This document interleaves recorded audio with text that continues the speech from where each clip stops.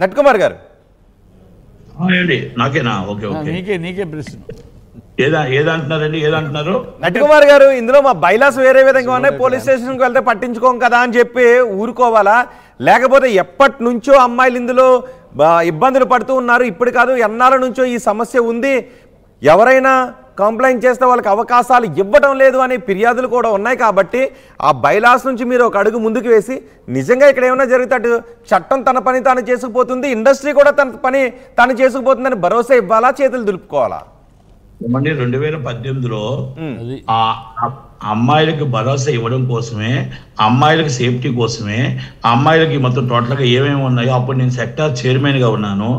ఆ రోజు మొత్తం టోటల్గా సురేష్ బాబు గారు, అల్లు అరవింద్ గారు, స్వప్న దత్ గారు, అలాగే మొత్తం సుప్రియ గారు, జీవిత రాజశేఖర్ గారు, జయసుధ గారు, అందరూ మొత్తం టోటల్ ఆల్ కమిటీ అంతా కూర్చొని ఒక కమిటీ కింద వేసి ఆ కమిటీలో కొన్ని ఏదైతే డిమాండ్స్ ఏవైతే వచ్చాయో, వాష్రూమ్స్ ఏమొచ్చాయో, మొత్తం టోటల్గా ఏదైతే రూమ్స్ ఉండాలో, బట్టలు మార్చుకోవడానికి ఏమి ఉండాలో, లేకపోతే అమ్మాయిలు ఇబ్బంది పెడుతున్నారు అసభ్యకరంగా వాళ్ళ మీద ఇబ్బంది పెడుతుంటే ఇమ్మీడియట్లీ మీరు టోల్ ఫ్రీ నెంబర్ చెయ్యండి, మేము ఇమ్మీడియట్లీ రియాక్ట్ అవుతాం, విత్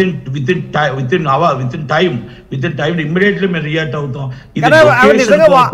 అన్నారు. కానీ అన్నారు అవి కూడా ఏంటి అంటే చాలా ప్రశ్నలు ఇండస్ట్రీ వైపు వస్తున్నాయి కాబట్టి అన్నారు. అది ఆచరణలో ఉందా? ఉంటే మన సమంత కూడా ఎందుకు అలాంటి కామెంట్స్ చేస్తారు? అదే నేను పూర్తిగా చెప్పనిస్తే నేను మాట్లాడగలుగుతాను.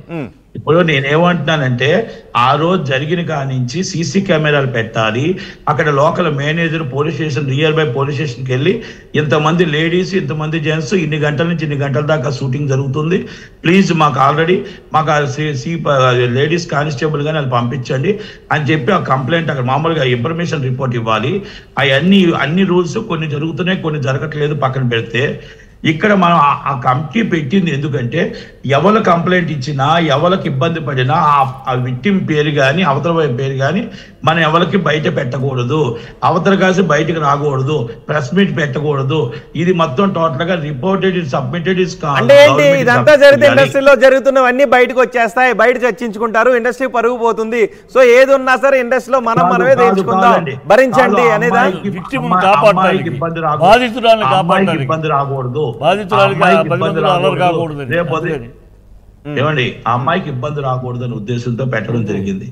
అయితే ఇక్కడ ఏం జరిగిందంటే ఆ కమిటీ ఏం చెప్తుందంటే, ఆ కమిటీ ఓన్లీ జస్ట్ అక్కడ ఏమైనా ఇంకా ఇష్యూ జరుగుతుంది, కంప్లైంట్ ఇస్ పోలీస్ స్టేషన్, అంటే recommended by complaint police station, report is complaint is government. ఎందుకంటే చట్టాన్ని గౌరవించాలి, లాను గౌరవించాలి. మేము జడ్జిమెంట్ ఇచ్చే రైట్ ఆ కమిటీకి లేదు. జడ్జిమెంట్ ఇచ్చే రైట్ అమ్మాయికి సేఫ్టీ కోసం, భరోసా కోసం మేము ఉండడం తప్ప ఇంకొకటి లేదు. ఇక్కడ ఈ అమ్మాయి విషయంలో కంప్లైంట్ ఇవ్వడం జరిగింది. ఈ అమ్మాయి ఆల్రెడీ కంప్లైంట్ ఇస్తే భరద్వాజ్ గారు 4 రోజుల తర్వాత 5వ రోజు పోలీస్ స్టేషన్ కంప్లైంట్ ఇవ్వడం జరిగింది. ఇన్వెస్టిగేషన్ జరుగుతుండగా ఇలా ప్రెస్ మీట్ పెట్టడం జరిగింది. ప్రెస్ మీట్ లో ఒక దోషి జానీ మాస్టర్ అని చెప్పేసి సస్పెండ్ చేసేయడం జరిగింది. ఆల్రెడీ మొత్తం అమ్మాయికి నష్టపరిహారం ఇస్తామంటం కూడా జరిగింది. ఇన్ని జరిగేటప్పుడు పోలీస్ స్టేషన్ ఇన్వెస్టిగేషన్ జరుగుతున్నప్పుడు ఆ ఇన్ఫ్లుయెన్స్డ్ పడదా ఇన్వెస్టిగేషన్ ఆఫీసర్ మీద? లా కదా, చట్టం కదా చెప్పాలి. మనం ఎవరో చెప్పడానికి అసలు ప్రెస్ మీట్ పెట్టే రైట్ కూడా మనకు లేదు. అయిపోయింది, ఇక్కడ అయిపోయిందండి. నేను ఇందాక నుంచి నేనేం చెప్తున్నానంటే, మన అమ్మాయిల్ని కాపాడుకోవడం కోసం చేసుకోవచ్చు, కానీ సినిమా ఇండస్ట్రీలో ఎంతో మంది నిజాయితీగా ఆడబిడ్డలు, అక్క చెల్లెళ్ళు వచ్చి కష్టాలతో రాత్రనక పగలనక కృష్ణానగర్లో మొత్తం టోటల్గా హీరోయిన్లు కానీ మహామహులు హీరోయిన్లు ఉన్నారండి. మనం ఆ రోజు మన ఛాన్స్ కోసం మన సీనియర్ని వదిలేసి ఆ 50 మంది సీనియర్లు ఉంటే అడ్డదారి తొక్కి ఆ అడ్డదారిలో మన జానీ మాస్టర్ దగ్గరికి వెళ్ళిపోయి 5 సంవత్సరాలు మీరు ఏమేం కావాలో బెస్ట్ పర్ఫార్మెన్స్ ఇప్పుడు మీరు అమ్మాయినే విమర్శిస్తున్నారు. అంటే జానీ మాస్టర్ కాదు నీకు అవకాశాలు ఇస్తాను నా పక్కకు రా అని చెప్పి జానీ మాస్టర్ పిలవలేదు, ఈ అమ్మాయే అడ్డదారి తొక్కిందని మీరు అంటున్నారా?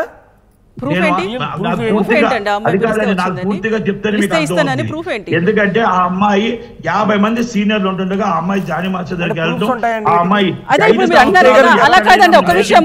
అమ్మాయి బెడ్కి పిలిచారనే మాట మీరు అంటున్నారు. There is no proof for that.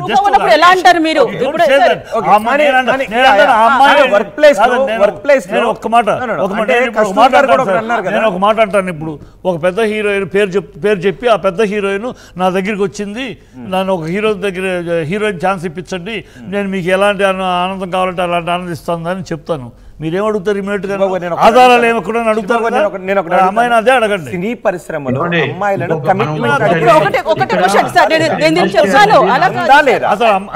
సినీ పరిశ్రమలో అమ్మాయిలను కమిట్మెంట్లు అడిగే సంస్కృతి ఇప్పటికీ ఉందా లేదా?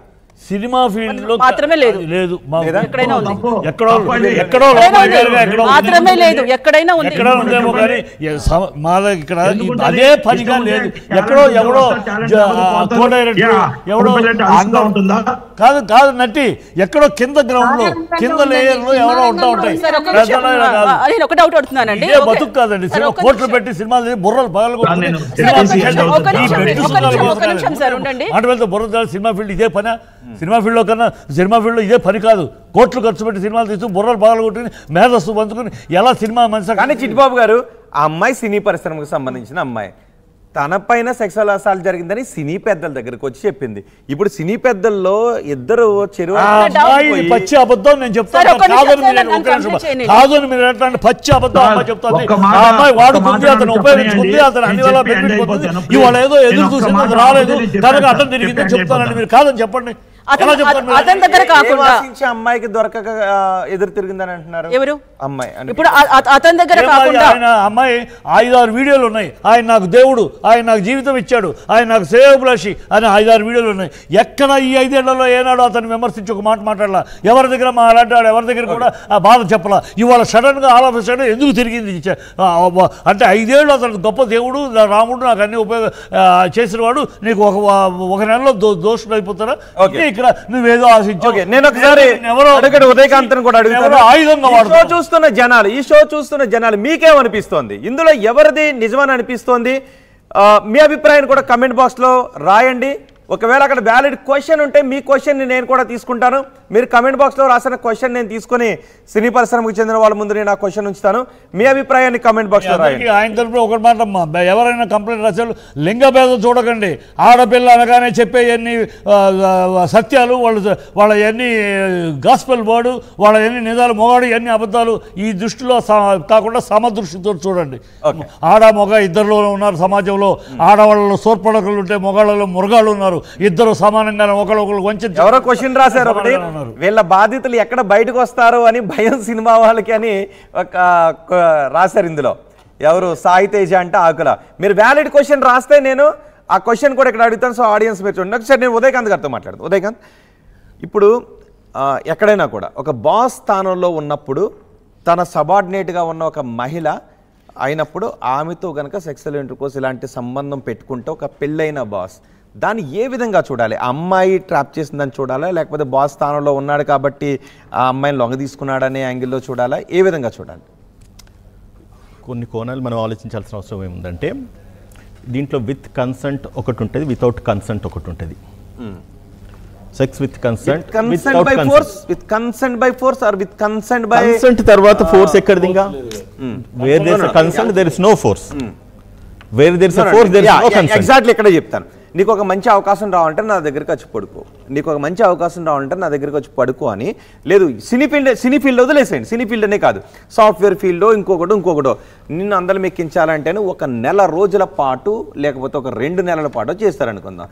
దాన్ని నాకు ఒక మంచి అవకాశం రావాలి, ఇంకా జీవితం లేదు కదా అని ఒక బతుకు మీద భయంతో కన్సెంట్ ఇచ్చింది అనుకుందాం. దాన్ని ఏ రకమైన కన్సెంట్ అంటాం? అప్పుడు కన్సెంట్గా తీసుకుంటామా?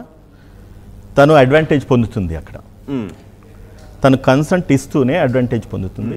తన అడ్వాంటేజ్ కోసం తన కన్సెంట్ ఇస్తుంది, రైట్? సో కాబట్టి free consent are forcible consent or any? చూడండి, ఇప్పుడు ఫోర్సబుల్ కన్సెంట్ అంటే మీకు ఒక ఎగ్జాంపుల్ చెప్తా. అంటే ఆయన అనే దాంట్లో ఒక చిన్న లాజిక్, దాన భేద దండోపాయం. నేను చెప్తాను, నీకు అది ఇస్తాను, నాకు ఇది అలా ఉంటుంది. అది సరే. అది ఇప్పుడు ఫోర్సబుల్ కన్సెంట్ అంటే ఎట్లా చెప్తా? ఒక లేడీ ఉంది, తనకు కూతురు ఉంది, తనకు కొడుకున్నాడు, అక్కడ వ్యక్తి ఉన్నాడు. ఆ వ్యక్తి ఏం చేస్తాడు? ఆమె మీద ఒక అబ్బాయి మీదనో లేకపోతే వాళ్ళ డాటర్ మీదనో సన్ మీదనో ఒక కత్తి పీక మీద కత్తి పెడతాడు. నువ్వు కనుక ఇతనితో పడుకోకపోతే కనుక వాడు నేను లేపేస్తాడు, లేవ నీ కొడుకుని మెడ కట్ చేస్తాడు అనేది ఫోర్స్తో కన్సెంట్. ఇది అర్థమైందా? ఇది తను గనక తినతో పడుకోకపోతే గనక ఆ అబ్బాయికి ఎక్కడన్నా లేకపోతే తన కూతురుకో కొడుకుకో లేకపోతే ప్రాణహాని కలుగుతుంది అన్నప్పుడు ఇచ్చింది కన్సెంట్ విత్ ఫోర్స్ అంటాం. ఇక్కడికి వచ్చేసరికి consent with her own necessities or advantages or ఆమె వాట్స్ ఎవర్ ఇట్ ఈస్, అంటే తన ఎదుగుదల గురించి అని చెప్పేసి అదొక మనకు ఒక సినిమా కూడా వచ్చింది ఏదో.